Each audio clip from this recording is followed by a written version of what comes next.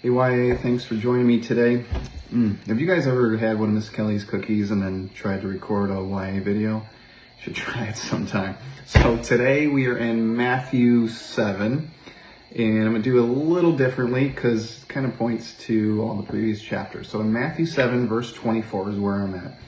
It says, "Therefore everyone who hears these words of mine and puts them into practice is like a wise man who built his house on the rock." You've heard this before, right?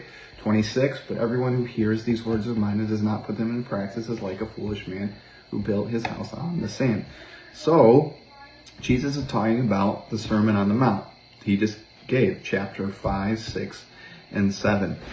And what I think, and I'm fairly certain, this is one of the best sermons ever given to current believers, right, besides the gospel, of how to be a Christian. It is Jesus' own words on how we are to live our lives. We'd start with chapter 5 with him basically doing a kingdom flip mindset, just reset on the way we see and everything actually is. And then chapter 6 is such an amazing Christian 101.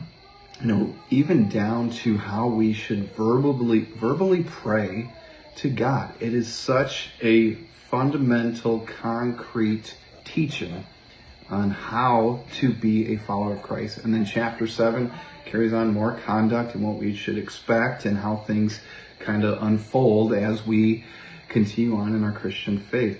So for me, for 2026, rather than trying to find like the next newest author or preacher or sermon series or whatever article, I want to get back to the basics that this is probably the best sermon ever given out loud, verbally, in the history of the world. So for me in 2026, I want to get back to the basics. I want to get back to Matthew 5, 6, and 7 and be very proficient at it, for lack of a better word. I would like to see the fruit of my life, and I hope you would want to see the fruit of yours, because if not, we're just going to be the foolish man who builds his house on the sand. We're just going to run a whole nother year of trying to do something some other way.